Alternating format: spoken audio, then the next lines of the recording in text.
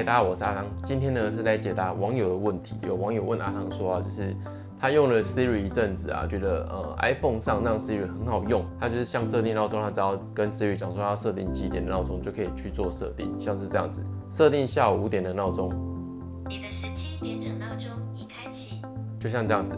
那你每次闹钟响完之后，它就会自动把这个闹钟是关闭的状态。但是有问题呢，当你闹钟用了一大堆之后，但是你没有习惯去做删除，或者是你设定的闹钟并不是什么那种定期要响的，通常你的闹钟里面呢就会累积很长的那个闹钟列表，就是一大堆这样子，一直滑不完。像是如果你家里有在用 HomePod 啊，或者 HomePod Mini， 其实你用来设定闹钟也是会有一样的状况。那有人就问说啊，那你要怎么样去一次清除这些闹钟列表？因为如果你要一个一个删除的话，变成像是这样子，滑过去删除，滑过去删除，就会变得很麻烦。所以阿汤今天要教大家，如果是使用 iPhone 的人呢，你的闹钟如果已经累积到一定程度的话呢，要怎么去做删除呢？非常的简单。大家看哦，删除全部的闹钟。你要删除所有闹钟吗？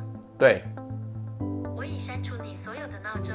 就这样。所以就是取之 Siri， 用之 Siri， 连包括删除闹钟都可以用 Siri 来删除。就像这样，我的闹钟列表就已经全部清空了。